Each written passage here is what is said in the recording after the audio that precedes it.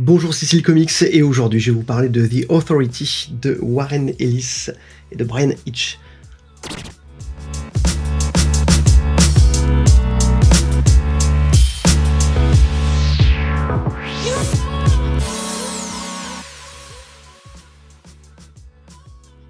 Alors The Authority, c'est une série qui a commencé en 1999 et qui d'ailleurs vraiment reflète beaucoup la transition qu'il y a eu à la fin des années 90, début des années 2000, à la fois dans l'univers du comics, mais aussi même dans le cinéma. Il faut savoir que, vous se rappelez que 99, c'est l'arrivée de Matrix.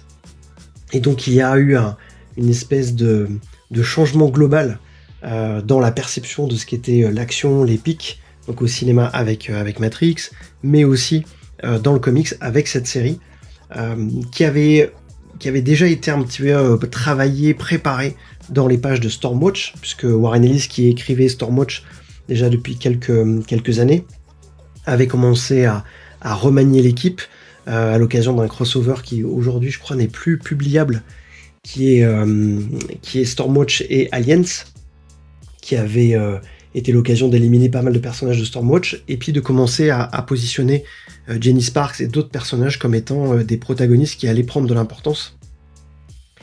Et puis cette série a fini par se terminer, Stormwatch, et Warren Ellis a enquillé directement avec Bryan Hitch, qu'il avait déjà rejoint sur une partie de Stormwatch, pour créer The Authority. Alors, pour rappeler très rapidement ce que c'est, pour ceux qui n'auraient pas eu l'occasion de lire ce titre, The Authority, c'est vraiment l'équipe de super-humains la plus absolue, au sens où elle décide carrément de prendre le destin du monde en main et finalement d'être à la fois une première ligne de défense impitoyable contre tout type de menaces, qu'elles soient extraterrestres, d'autres dimensions ou autres, et en même temps d'exercer une réelle pression sur l'humanité, ou en tout cas sur les gouvernements ou les politiques ou les organisations qui la menacent. C'est une tendance qui est assez marquée dans la partie pour la première partie de Warren Ellis, en fait, donc ce sont les 12 premiers épisodes dessinés par Bryan Hitch, mais qui va s'accentuer encore plus avec l'arrivée de Mark Millar sur la seconde partie en fait de la série. Vraiment ce côté politique va être beaucoup plus marqué, avec les avantages et inconvénients et les outrances dont peut faire preuve Mark Millar. Aujourd'hui, pour que cette vidéo soit quand même courte, mais courte à mon échelle, c'est-à-dire au moins une quarantaine de minutes, je vais me consacrer uniquement à la première partie, aux 12 premiers épisodes, pour essayer de vous parler de ce que Bryan Hitch, et puis son encreur aussi, il y a même plusieurs encreurs, ont amené selon moi à cette série, et qu'est-ce qui en fait que ça a été une école pour beaucoup en matière de storytelling, de mise en scène de l'action, de l'épique, et puis bien évidemment un précurseur de ce que va faire Bryan Hitch après avec Mark Millar justement sur The Ultimate.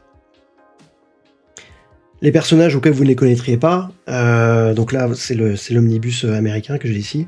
Vous avez Jenny Sparks qui est considérée comme l'esprit du XXe siècle, c'est-à-dire une sorte d'entité incarnée dans une humaine, mais une entité purement faite d'énergie qui est l'électricité. Vous avez le Midnighter qui est présenté un peu, puisqu'il est en tandem avec Apollo, qu'on voit ici, donc c'est un peu le tandem, une espèce de relecture de Superman-Batman. Donc Midnighter qui possède des attributs biologiques extraordinaires, des implants multiples et qui permettent d'en faire un combattant extrêmement puissant, extrêmement féroce, extrêmement cruel, et qui a la capacité de prédire très en amont les gestes de ses adversaires. Et Apollo, donc, qui est une espèce de colosse volant surpuissant, chargé à l'énergie solaire, qui est son compagnon, que l'on découvre être son allié, et puis son compagnon plus intime au fur et à mesure que la série avance. Mais c'est quelque chose qui n'était pas posé explicitement. En tout cas, n'a jamais été posé explicitement dans le run de 12 numéros, bien que dans la première apparition dans Stormwatch, on les découvrait tous les deux pour la première fois, nus en train de s'habiller après avoir dormi ensemble dans un entrepôt. Il y avait, on va dire, un début de questionnement qui pouvait se poser, mais c'était pas explicite de la part de Warren Ellis. Ça l'est devenu beaucoup plus avec Mark Millar, qui a montré la première fois les deux personnages s'embrasser. On a aussi le personnage de Jack Hawksmoor, qui est aussi un personnage intégré, qui est arrivé dans Stormwatch, qui possède des pouvoirs super originaux, puisque en fait, suite à un enlèvement par des aliens, je crois, en fait, ses organes ont été remplacés par d'autres types d'organes biomécaniques et qui l'ont lié aux villes, en fait, à tout l'environnement urbain, quel qu'il soit. Donc en fait, il peut se connecter de manière assez étrange d'ailleurs, avec une ville, donc il peut se téléporter d'une ville à une autre, il peut traverser les éléments de la ville, et il peut être affecté aussi par les destructions massives d'une ville, et il est doué d'une grande agilité et de pieds spéciaux qui lui permettent de se déplacer sur un peu toutes les surfaces. On a aussi le Docteur, qui est présenté comme une espèce de chaman mystique et magique, qui est en fait le énième docteur de toute une succession d'autres docteurs qui ont été avant lui. Il y a un petit côté un peu justement Doctor Who, puisque en fait on comprend que cette responsabilité du docteur se transmet selon les générations. Et on a l'impression même que le personnage est une réincarnation des précédents docteurs. Et puis, mais voilà, c'est un personnage à la fois très puissant, mais en même temps très addict à tout un tas de choses, et qui le rend assez imprévisible et instable. On a The Engineer, qui est une scientifique ingénieure, technicienne, qui a été, je crois, injectée ou c'est qui s'est injecté de nanobots, et qui donc du coup a la capacité de recouvrir son corps une sorte de métal liquide qui va lui permettre de créer tout un tas d'appareils, d'armes, etc. Et puis on a Chen, si je me souviens bien, son nom de code m'échappe, mais Swift, voilà ça, c'est Swift, ici, qui est cette jeune femme ailée, qui est un personnage qui apparaissait déjà dans Stormwatch, et qui était dans les premiers épisodes de Warren Ellis, reboosté, on va dire, par un des personnages qui avait la possibilité de déclencher les mutations latentes qu'il y avait à l'intérieur des méta-humains de Stormwatch, et donc du coup elle prenait une apparence un petit peu plus de rapace en fait, notamment au niveau des pieds. Donc ça, c'est l'équipe qui va être constituée, qui va être amenée à peu évoluer en fait, en tout cas dans les premiers, la vingtaine de premiers épisodes. Et c'est une équipe qui a une dynamique vraiment particulière, puisque les personnages sont à la fois des alliés, parce qu'ils partagent exactement la même vision du monde, les mêmes envies, la même ambition. Ils ont même pas du tout en fait de double identité, ils ont pas d'activité en dehors de ce qu'ils font dans The Authority. Et ils sont tous jusqu'au boutiste un petit peu dans leur façon d'approcher les choses. Mais il y a un équilibre plutôt intéressant. C'est vraiment une approche, une dynamique d'équipe que on connaissait pas vraiment à l'époque. C'est pas les Avengers, c'est pas même pas les Thunderbolts par exemple. Ils sont pas présentés comme des bad guys qui essaient de se racheter. On est vraiment, et on n'est pas non plus dans une logique Justice League qui va être que les personnages fonctionnent par ailleurs dans leurs propres aventures et puis s'unissent de temps en temps. Là, The Authority, c'est une équipe qui vit ensemble, mais pas sans être, j'allais dire, collés les uns aux autres. Ils sont tous très indépendants, et en même temps, ils passent en priorité, ils laissent passer en priorité leur mission par rapport à tout le reste. Et puis, c'est des personnages qui, clairement, et c'est pour ça que on parle un peu de cette époque, si on avait l'impression que les personnages issus de Wildstorm, de Wildcats, etc., aussi de Spawn et de Savage Dragon, toute cette vague Image Comics des premiers super-héros d'Image Comics étaient plutôt des personnages violents, hardcore, sans pitié. The Authority arrive vraiment dans cette continuité-là et va un petit peu élever les enjeux, mais, et c'est en ça que je trouve intéressant la distinction entre les deux, c'est que chez Warren Ellis, il arrive à leur conserver, je trouve, une certaine noblesse, ou en tout cas une certaine préoccupation de ne pas être dans la provocation ou dans des comportements, j'allais dire, un peu borderline. Warren Ellis les écrit vraiment comme des personnages qui ont des aspirations positives pour le monde, qui sont tout à fait réalistes, sans être forcément cyniques, mais au moins réalistes par rapport aux problèmes qu'il y a dans le monde, et qui sont prêts à prendre les mesures qu'il faut. Là où Mark Millar va plus tard un petit peu plus forcer le trait et en faire des personnages beaucoup plus provoques dans leur attitude et dans leur discours qu'ils ne l'étaient. provoque toujours pareil, avec les avantages et inconvénients, mais ça j'essaierai d'en reparler un petit peu plus tard aussi. Donc, juste pour conclure en fait sur cette édition aussi, avant de commencer à attaquer les pages, le run de Warren Ellis est composé de 12 épisodes et de 3 sagas, on va dire 3 arcs, qui sont à chaque fois en 4 épisodes. C'est très structuré, et ça permet d'avoir une lecture finalement très fluide en fait de chacune de ces sagas, mais il y a une espèce de toile de fond qui se construit autour du personnage de Janice Park. Dans cet omnibus, en fait, il y a plusieurs choses. Il y a donc ces 12 premiers épisodes. Il y a le crossover que Warren Ellis a écrit entre ces deux équipes de l'époque, à savoir The Authority et Planetary. Et c'est dessiné par Phil Jimenez. Il y a aussi une mini-série qui s'appelle je me souviens bien, La vie secrète de Janice Park. Je crois que c'est ça. Enfin, je suis pas très sûr. C'est pas une mini-série elle est écrite par Mark Millar. C'est pas une mini-série, j'en parlerai peut-être, qui m'a laissé un souvenir excellent, si ce n'est que ça permet d'expliquer un petit peu plus comment Janice Park a recruté ou a connu les différents membres de l'équipe. Mais scénaristiquement, voilà, on commence à voir un petit peu le style de Mark Millar, un petit peu moins fin que celui de Warren Ellis. Et puis c'est dessiné par John McCrea. Et John McCrea, c'est le dessinateur de Hitman et d'autres séries comme ça. Et en termes de dessin, je vous montrerai quelques trucs. C'est pas, voilà, c'est une transition un peu brutale avec Warren Ellis. Voilà, je vais vous montrer rapidement, mais c'est un peu ça. Avec Warren Ellis, pardon, avec Bryan Hitch. Donc c'est pas tout à fait le même style. Et à l'époque, c'est vrai que ça avait été un petit peu brutal en termes de qualité de dessin. Et ensuite, en fait, ça devient un peu chaotique. C'est-à-dire qu'il y a Warren Ellis, il y a Mark Millar, je vais y arriver, Mark Millar qui reprend la série avec Frank Whiteley. Mais comme Frank Whiteley, effectivement, c'est pas un dessinateur qui va pouvoir suivre un rythme mensuel. La série va non seulement avoir une périodicité un peu chaotique, mais en plus, on va avoir plusieurs fill-in artistes qui vont arriver au fur et à mesure. Et c'est vrai que du coup, il y a une succession d'artistes avec du bon et du moins bon. Globalement, c'est pas vraiment de mauvais artistes, bien que, par exemple, il y a Dustin Nguyen qu'on aime beaucoup aujourd'hui, mais qui faisait un travail peut-être un peu moins abouti sur la série à l'époque, par rapport effectivement à Frank Whiteley, mais aussi à Arthur Adams qui fait un peu de fill-in aussi, et à d'autres artistes comme Chris Weston, etc., qui sont des artistes plus confirmés. Donc dans cet omnibus, il y a un petit peu tout ça. Et il n'y a pas par contre un run que moi j'ai beaucoup aimé, qui s'appelle Révolution et qui est écrit par Ed Brubaker et dessiné aussi par Dustin Nguyen. Mais là pour le coup, je trouvais que le style de Dustin Nguyen allait très bien avec la narration d'Ed Brubaker. Je vous recommande ce run.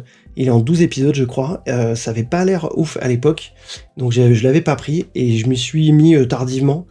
Je sais pas pour quelle raison, plus parce que je connaissais un peu plus Ed Brubaker, je pense. Et en fait, c'est extrêmement bien écrit et c'est vraiment une histoire peu connue de The Authority, mais que je trouve assez indispensable et tout à fait dans la tonalité, même si c'est moins épique visuellement, mais en tout cas dans l'esprit de ce qu'est la série. Donc voilà, après cette longue introduction, je vais rentrer un petit peu plus dans le détail des pages et vous parler de ce que j'aime dans le dessin de Bryan Hitch, je vais y arriver, et de ce que ça a apporté selon moi aux comics de cette époque et même après. Une petite précision aussi, si vous avez vu sur Twitter, j'ai posté la photo, j'étais très content de mon omnibus jusqu'au moment où quand j'ai préparé cette vidéo, il l'a craqué, parce que c'était un petit omnibus d'occasion que j'avais acheté, et donc toute la colle s'était arrachée, toute la reliure.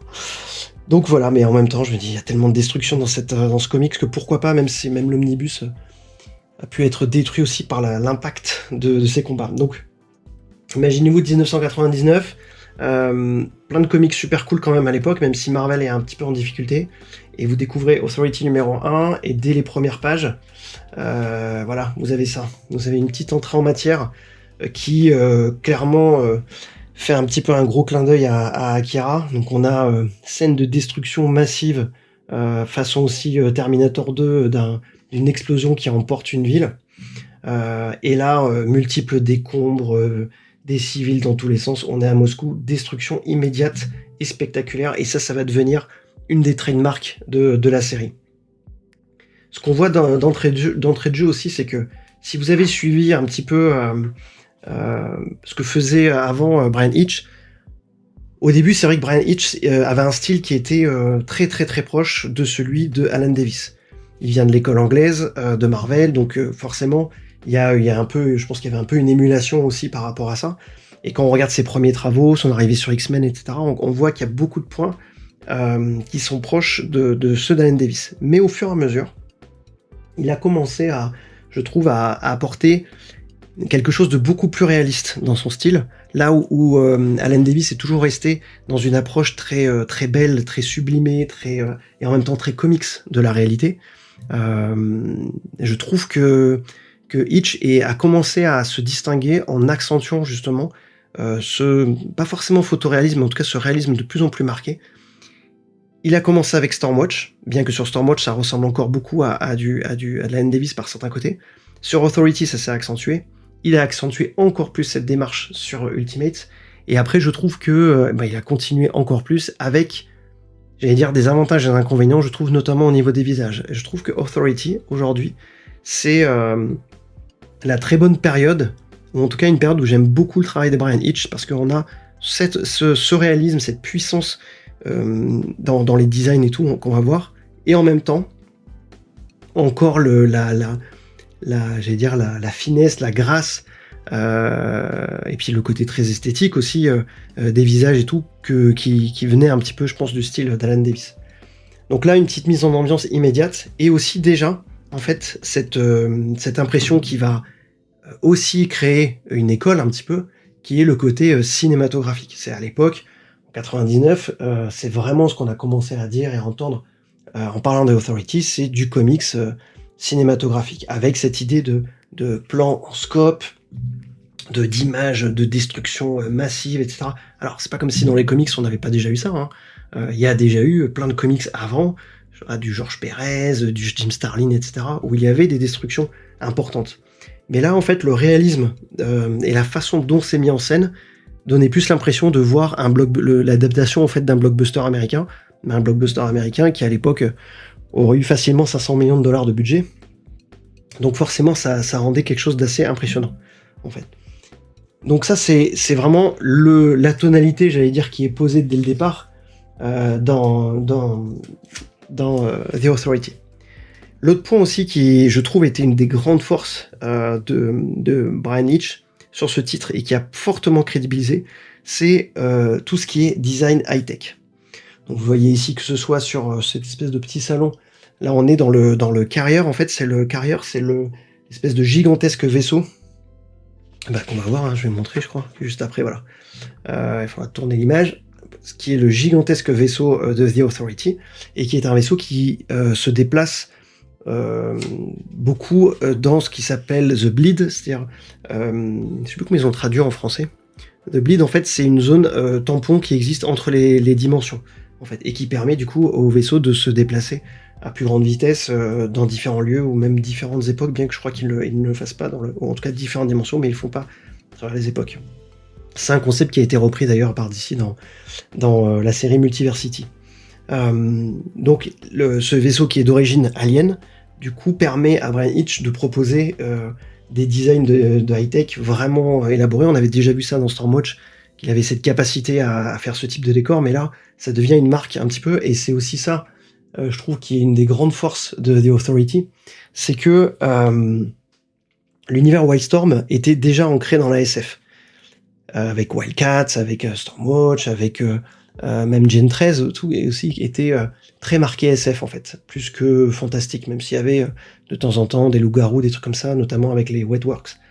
Mais là pour le coup, on rentre dans une espèce de genre d'anticipation, puisque on est vraiment dans l'idée que ça se passe dans un futur proche, donc la technologie et les menaces sont toujours essayées d'être... Donc Warren Ellis va toujours essayer de les crédibiliser par des aspects scientifiques, que ce soit le clonage, que ce soit la course à l'armement, que ce soit aussi des menaces extraterrestres aussi elles-mêmes qui sont traitées avec une espèce de volonté de les crédibiliser au maximum. Et ça, le style de Brian Hitch, graphiquement, va parfaitement le soutenir et va donner à ces environnements une réalité et encore une fois, une impression qu'on n'est pas dans de la SF j'allais dire années 70-80 qu'on pouvait voir chez Marvel ou chez DC. Là, on est dans quelque chose qui est beaucoup plus crédible par rapport à ce qu'on pouvait voir dans la science-fiction de l'époque, en fait. Alors, j'avance assez parce que je veux pas vous spoiler. The Authority, c'est blindé de scènes d'action assez délirantes. Là, je suis déjà dans le deuxième arc. J'ai pas voulu trop vous montrer des choses du premier arc. Là, on est dans le cas de l'invasion de notre réalité par une Angleterre, même un empire anglais dystopique d'une autre réalité. Et voilà, et on est immédiatement dans... c'est un peu la caractéristique aussi de The Authority, c'est que la menace est toujours énorme par rapport à l'équipe. C'est pas 5 personnages qui se tapent avec 3 autres ou même Galactus paraît un peu dérisoire. En fait, on est systématiquement dans des effets de masse, que ce soit dans le premier arc avec une attaque de clones délirants, mais aussi ici des armées entières, et ce sera le cas dans le troisième arc aussi. Donc ça permettait encore à chaque fois de donner à la série cette dimension-là, immédiatement spectaculaire. Voilà, ce plan-là, ça sent le Michael Bay, on est d'accord. On a l'impression que ça sort d'un Transformers, d'un Armageddon, ou tout ce que vous voulez, où vous avez ce plan de la rue, où tout est en train d'exploser autour des pauvres civils qui essaient de s'envoler, de s'en sortir, et avec cet escadron reproduit, avec des petits designs en plus qui étaient assez intéressants, parce qu'on voit le look ici des pilotes, alors qui contraste totalement. On a l'impression que c'est des pilotes de la Seconde Guerre mondiale ou des années 50-60, et ça contraste avec le côté high-tech des vaisseaux. Et là encore, c'est quelque chose que Brian Hitch va apporter, toujours un sens du réalisme dans les costumes, dans les véhicules, etc., qui fait que la série semble être à chaque fois, et c'est ce qui va vraiment être le plus marquant dans Ultimates, qu'il semble être vraiment une décalque de la réalité, ou une adaptation très crédible de ce que pourrait être la réalité, en fait. Et donc là aussi, c'est là où il a vraiment révélé, je pense, tout son talent de mise en scène, de cadrage et tout. On a ici ces combats aériens, en fait, entre les avions américains et puis les chasseurs venus d'une autre dimension. On a ces plans ultra spectaculaires avec cette profondeur de champ extrêmement bien marquée, qui ressemble exactement au type de cadrage qu'on pourrait trouver dans des films pour mettre en scène des combats aériens. Beaucoup de détails, évidemment. Il recule devant rien au niveau de la représentation des avions. Les combats aériens sont très denses, avec ces personnages qui vont venir effectivement intégrer ce combat-là. Et ça aussi, ça va être quelque chose. J'ai pas voulu pas vous montrer trop de pages parce que c'est un peu dommage, ça fait vraiment partie du plaisir de la série. Mais cette mise en scène des combats, que ce soit des combats au corps à corps, que ce soit des combats aériens, des combats avec des impacts, notamment le personnage d'Apollo qui a une capacité à se charger en fait d'énergie et à aller impacter des lieux, des personnages en laissant derrière lui une explosion titanesque. Ça a donné à la série, et visuellement en fait c'est ce qu'apporte Brian Hitch et puis son encreur Paul Neary, vraiment un impact systématique. Et c'est une série aussi qui du coup, et je trouve ça c'était un point assez intéressant à l'époque, c'est une série qui donne la mesure de ce que sont des combats de surhommes en fait à cette échelle. C'était pas quelque chose qui était de mémoire comme ça hyper compréhensible, en tout cas hyper perceptible dans des séries même comme les Avengers ou la Justice League de Grant Morrison à l'époque, qui était très bien aussi, mais on n'avait pas forcément cette sensation d'arriver à mesurer ce que seraient les dégâts causés par ce type d'affrontement. Et le style très réaliste de Brian Hitch ici apporte finalement une espèce d'échelle, parce que en fait, comme ça ressemble vraiment à ce qu'on pouvait voir déjà dans les films à l'époque, là pour le coup on se projette beaucoup plus facilement sur ce que veut dire ce type de destruction massive. Et je pense que ça a donné aussi cette impression que la série était beaucoup plus épique, beaucoup plus spectaculaire, même à côté de trucs comme Infinity Gauntlet par exemple, où il y avait des enjeux cosmiques délirants. En fait, là, on est à la fois dans du très épique, très grand, et en même temps dans une échelle qui n'est pas tellement grande justement comme pouvait l'être l'Infinity Saga ou des choses comme ça, qui fait que on garde quand même, j'allais dire, une perception de ce que ça représenterait dans la réalité. Une petite chose aussi avant de finir cette page, les couleurs sont de Laura Martin, et qui est toujours, je pense, mais qui à l'époque était sans doute la meilleure coloriste qu'il y avait chez Wildstorm, qui avait bossé sur Planetary aussi. C'est une coloriste exceptionnelle, enfin, dont j'ai vraiment toujours aimé le travail. Je crois que c'est pas la seule à intervenir sur cette série, mais voilà, c'était...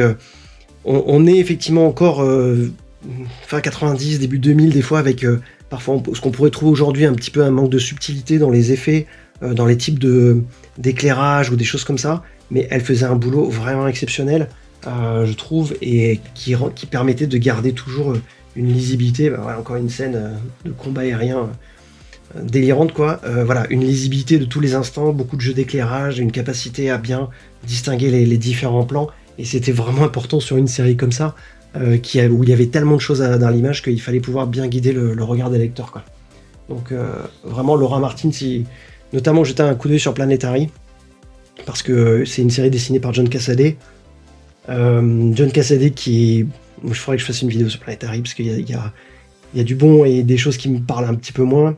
Mais justement, l'apport de la colorisation de Laura Martin était déterminant, en fait, parce qu'elle donnait de la matière, elle donnait une ambiance, là où le dessin, des fois, lui donnait que quelques traits et beaucoup de décors vides. Donc vraiment, une artiste assez incroyable à voir. Donc voilà, là c'était la fin du deuxième arc. Avec cette ambiance, là je parlais de la colorisation, justement, c'était un truc qui était sympa, c'était cette ambiance quand ils étaient dans The Bleed, justement, dans cette zone tampon dont je vous parlais, où en fait, ambiance rougeoyante avec différents effets. Et puis aussi ces visages que je trouvais vraiment intéressants dans le design, parce que, encore une fois, là il s'était éloigné de ce que faisait Alan Davis. On n'est plus du tout dans des visages aussi, j'allais dire aussi, je vais pas dire lisse, mais pas au mauvais sens du terme, mais aussi pur presque que ce que fait Alan Davis. Mais on n'est pas encore dans l'espèce de photoréalisme qu'il a fait après plus tard sur The Ultimates, avec beaucoup de réussite. Mais par contre, sur des séries plus tard comme Fantastic Four par exemple, j'étais moins fan, et je trouvais que ça donnait un côté un peu rigide et des expressions un peu bizarres à ces personnages. Ça s'est amélioré pour moi sur Rockman, mais en fait j'ai l'impression qu'aujourd'hui c'est un peu variable en fait selon les personnages. Donc voilà un peu ce que je peux vous dire sur Bryan Hitch. En vérité, il y a 1 milliard de trucs, j'essaie de pas vous spoiler, mais il y a 1 milliard de trucs vraiment bien. J'ai hésité un petit peu, je vais essayer de faire un petit peu un saut dans le temps dans mes post-it avant de revenir. Mais hop. Ouais. Alors je vais quand même montrer quelques images.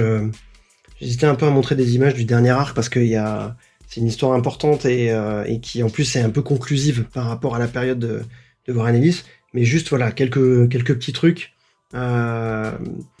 À la fois, encore une fois, pour le travail de couleur, mais sur la mise en scène, la ville, voilà, c'est juste incroyable. Mais cette façon d'enrichir chaque décor. Ce qui est intéressant aussi avec lui, c'est que bien que on soit dans l'époque Wildstorm, on soit dans l'époque post-Jim Lee, etc., il y avait un peu à l'époque quand même pas dire une école, mais une tendance chez Wildstorm à avoir des dessinateurs avec des styles très inspirés par Jim Lee, c'est-à-dire très bardés de traits, ce que vous voyez sur mon sur mon sous-main, avec un ancrage comme ce que faisait Scott Williams, beaucoup de traits, etc. Donc les Brett Booth, les Scott Clark aussi, d'autres artistes qui sont arrivés derrière avaient tendance en fait à un peu rester un peu dans cette dynamique. Ce qui est intéressant avec Bryan Hitch, c'est que il apporte finalement à la fois un héritage de ligne claire façon Marvel british, quoi, ou comme faisait Alan Davis, etc. Donc avec ses visages plutôt épurés, ce sens systématiquement en fait de design de corps réaliste, mais pas bardé des tas d'effets de traits pour marquer les muscles, et en même temps un sens du détail très précis, que ce soit là dans les designs ici des décors, la ville effectivement, mais ça reste une approche assez ligne claire, avec effectivement des ombres bien sûr, mais quand vous voyez ça, en fait on voit que on est effectivement dans cette frontière entre la stylisation qu'on pouvait trouver chez Alan Davis, mais en même temps quelque chose qui devient beaucoup plus réaliste, en termes de texture, on le voit sur ces rochers, je pense qu'il doit quand même utiliser pas mal de photoréférences, mais quand même, ça demande un boulot assez incroyable. Et là, on voit en fait que même dans des scènes comme ça, où il y a des éléments très texturés, avec de la matière un peu métallique, ou de la roche et tout, ça reste extrêmement lisible. Il n'y a pas justement cette volonté, en tout cas cet héritage de l'école Wildstorm de barder ses dessins de tout un tas de traits. Et là, on le voit typiquement sur ces séquences-là. En fait, les costumes, les blessures, les détails, etc. Tout reste extrêmement lisible, bien accentué, bien mis en valeur par la couleur, mais toujours avec une notion en fait finalement assez claire dans les visages et dans la façon de représenter les décors et les personnages. Donc c'est aussi, selon moi, ce qui faisait que cette série, elle était aussi regardable et aussi agréable à lire, puisque finalement on avait voilà, des détails comme ça, des décors très crédibles, et en même temps quelque chose de très gracieux, très aérien. Ça c'est une autre histoire un petit peu. Quelque chose voilà, comme ça, sur des pages comme ça, ou sur des expressions de visage. Il y avait une élégance en fait dans le style de Bryan Hitch qui, je trouve, après c'est un tout petit peu perdu. Est-ce que c'était lié aussi à l'ancrage de Paul Neary? Je sais pas, mais voilà, c'est quelque chose d'une grande lisibilité, et on le voit dans des scènes comme ça, ouais, petit coup de pied un peu gore, multiples personnages en plus avec des chevaux, donc bon, de toute façon dans cet album, enfin dans cette mini-série de 12 épisodes, je pense que Bryan Hitch dessine à peu près tout ce que tous les autres ne voulaient pas dessiner, tellement que c'était difficile. On a l'impression que rien ne l'arrête, qu'il est capable de... Si on lui dit il y a 1000 personnes dans une case, il les fait. Que si on lui dit il y a 200 vaisseaux, il les fait. Et si on lui dit fais ce type de scène, rien absolument ne l'arrête. Et ça, je trouvais que c'était absolument incroyable de voir... voilà, ça a l'air de rien, mais il a dû passer un petit peu de temps dessus quand même. De voir un artiste qui... semblait tellement en maîtrise de ce qu'il faisait que absolument rien ne semblait impossible. Et ça, je pense que ça a aussi donné cette idée que dans cette série, on pouvait en prendre plein les yeux quoi qu'il arrive, parce que le dessinateur ne prenait pas de raccourcis, entre guillemets, ne fuyait pas face à la difficulté, et même s'ajouter lui-même une ambition, que ce soit au niveau des costumes, soit des designs, etc. Donc pour moi, c'est vraiment un petit chef-d'œuvre qui a pas mal vieilli. En fait, moi je trouve au contraire, c'est une histoire, surtout les 12 premiers numéros. Après la suite, c'est plus discutable. Mais sur les 12 premiers numéros, c'est une belle histoire. Et je dis belle histoire parce qu'il y a une belle histoire de personnage aussi derrière. Et ça reste épique. On se rend compte aussi que, bien que Ultimate soit passé par là, bien qu'il y ait eu tout un tas de choses qui soient passées par là, mais en fait, ça tient bien la route. Ça paraît pas être aujourd'hui ni ringard, ni une petite histoire, etc. Donc je pense que ça vaut le coup de se pencher sur cette série. Donc voilà, là je vous parlais du crossover avec Planetary, mais pour essayer de garder cette vidéo dans une durée pas exagérée, je vais m'arrêter là. Je vais rester sur cette présentation de Bryan Hitch. N'hésitez pas à me dire ce que vous pensez de cet artiste, et notamment de son évolution. Ça m'intéresse parce que autant là j'étais absolument fan, autant après certaines choses m'ont un peu déçu. Même si j'avais fait un article sur Rockman et en disant que justement j'avais retrouvé le Bryan Hitch que j'aimais bien dans cette série. Donc n'hésitez pas à me dire ce que vous en pensez aussi. Et puis si ça vous intéresse, comme vous avez pu le voir, j'ai mis une tonne de post-it derrière dans cet omnibus, que ce soit pour ce crossover Phil Jimenez, mais aussi les autres trucs qui est derrière. Alors pas trop sur John McCrea, parce que pas mentir, je suis pas très fan de ce travail-là, et j'ai pas envie de passer une vidéo à dire ce que je n'aime pas. En fait, je vois pas trop l'intérêt. C'est un artiste qui a bien contribué quand même aux comics à plusieurs moments, mais je peux pas dire que j'aime ce style, donc voilà, ça sert pas forcément de s'acharner dessus. En revanche, je reprends. En revanche, parce que j'ai failli montrer un spoiler. Parler du run de Mark Millar et de Frank Whiteley, ça m'intéresserait de vous en dire quelques mots, surtout que dans cette version-là, cet omnibus, il y a la version non censurée de certains épisodes qui étaient sortis censurés à l'époque, que j'avais acheté en single à l'époque. Et puis il y a d'autres artistes, hein, comme je vous le disais, Dustin Nguyen, plus des petites histoires qui ont été faites par différents dessinateurs. Et puis il y a voilà, à nouveau Frank Whiteley, mais aussi le absolument génial Arthur Adams, qui livre une prestation vraiment intéressante. Donc si ça vous intéresse que je continue à vous parler de The Authority, n'hésitez pas à me le dire en commentaire, et je ferai une vidéo complémentaire sur le reste de cet omnibus. Et dites-moi aussi si vous avez la version Urban, si effectivement ça correspond bien au même type de contenu, si vous avez vraiment jusqu'au bout tout le run de Mark Millar.